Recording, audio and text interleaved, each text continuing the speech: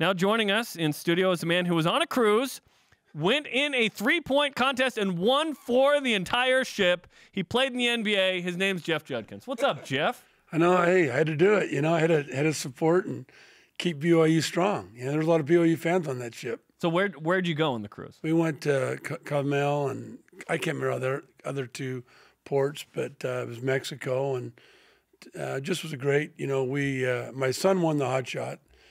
He beat me. I got tired going back and forth, and then I luckily won the 3-pointer, and then they took second in the 3-on-3. I was going to try that, but I probably would have been in a fight, been on the thing. And then my son-in-law, Whitney Neves, who was a pole vaulter here, he won the rock climbing challenge and set a new record for the rock climbing on the boat. So well done. You guys did work. It was a fun. We got some trophies. Fun for the family. How did you do with the shuffleboard competition? I didn't really enter that. I thought you were supposed to do on a cruise a shuffleboard. There was a shuffleboard, but not very many people were doing it. I don't know, for some reason, but it was a lot of fun. This is your second appearance on the show this week because Tuesday you beat Ashley Garfield. Yeah, luckily. The lines. Do you want to comment on your performance? Well, first I thought it was just going to be kind of an easy thing, but Ashley jumped on me pretty quick and got ahead of me. And you didn't let her shoot very much. Then I started getting more serious, and then look at that one leg. Yeah. You know, I don't know. I just started maybe getting more focused on what I'm trying to do. And about time you put to the test what you say, you know, to your players, you know? I haven't shot a ball since March. Since March? No, I haven't done anything. I haven't gone out and worked out my, you know. So, yeah. I mean, I assume you were getting 500 up a day, bro. No, I don't get that anymore. You know, I probably should. I probably should go and start doing more of that. It's like riding a bike, though, for you. You never forget how to do it, right? You don't forget it, but your timing and, you know, confidence, it kind of wavers. I don't believe that for a second with you. The best part was when you made the shots and you knew that you had given Ashley another letter. Your sheer excitement and screaming, it was great. I saw a Highland Ram come out there. I know, that was I'm competitive, man. That's why I say I'm thinking is I didn't play the 3-on-3 because I probably would have thrown somebody over the ship. You know, that's just what, you know, and people don't realize it's hard to turn that off. You know, a lot of people say, hey, Max Hall hasn't turned it off. You know, you're so competitive. You're so competitive. Well, what do you think? My whole life, I've been competitive. So now I'm going to change and all of a sudden be nice. And I try to be that way when I play word ball, but it gets hard sometimes. You play word ball? I used to. I don't play it now, but Everyone's I used to. That guy played in the NBA. Yeah, that's right. Just hockey. Wants to get him mad, you know? So it's fun. Do you know how to work the refs effectively in church ball since you're a coach? Oh, yeah, no question. I can work them. Yeah, I know you're high counselor. I'm going to talk to him. Don't give me that call. Jeff Judkins is on BYU Sports Nation, the women's basketball coach, and a guy who played 5 or 6 years in the NBA. So last night, Game 1 of the NBA Finals, crazy finish. What did you think of Game 1 where the Warriors pull it out in OT? Well, you know, a lot of people were really mad at that blocking call, and they thought it was a charge and whatever. And, you know, I tell you the truth, I kind of like that rule. And I've heard so many people bash it today and say, why this? You know, sometimes the ref misses it. And that was a crucial part of the game.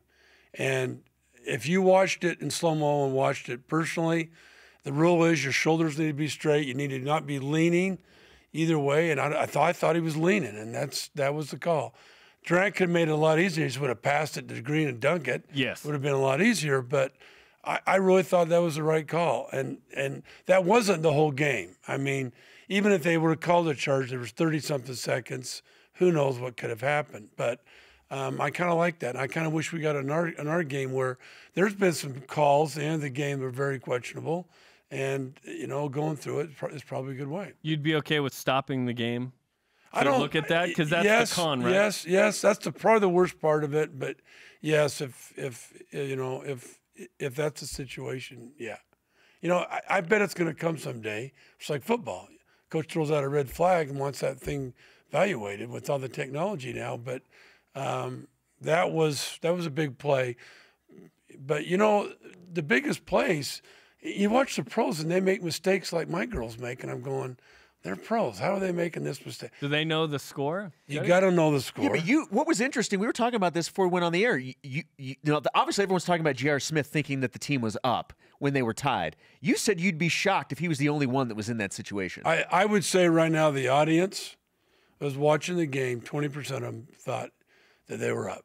When the guy made the foul shot, they all thought that. Now the guys that are coaches know, and the guys that are maybe more into it know. But I bet you, I mean, the radio guy on ESPN thought it was. I heard it on coming to work today. So it happens, and that's where you got to communicate. And players hate to hear that all the time, but you have to communicate that all the time on the court.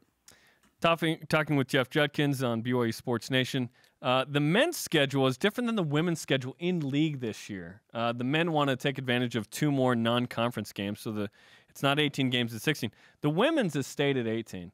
Is that something you are interested in potentially pursuing on the women's side? Is, hey, let's get it 2 more RPI games? Well, we talked about that as women coaches about we're not as fortunate as the men to schedule good RPI games or bye games. I look at the men and I say, okay, instead of playing somebody at the bottom of the league, you can play another good team, and then you can buy another game that your fans can come and get another good game.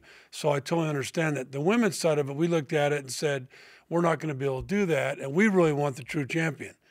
And I'm not bashing the league or whatever, but the women's, our RPI in the last 6 years has been between 8 and 14, which is pretty good. So as a league, yeah, as a league, and the only league that I know that's better than ours is not the Big Five that's beat us over the years is UConn, and it's because of UConn. It's not because of anybody else. But so we felt as a coaches that we wanted to have a true champion, and that we really wanted to do that. Now, when we see the men do it, we might change. We might look at it and say, hey, we can play a better team, schedule a better game for that. This year, I scheduled hard. I had the hardest schedule of anybody, and I went 5 and 6 preseason. It hurt. It hurt us. Luckily, I had 2 seniors that were really mentally tough, and they fought through that. But it's tough. You got confidence is a big part of the game too. You signed 2 more players, both international players. You picked up one player from Sweden in Signe Glantz, and then another from New Zealand, Kaylee Smiler. What can you tell us about both those players? Both of them can really shoot it. Not like you though.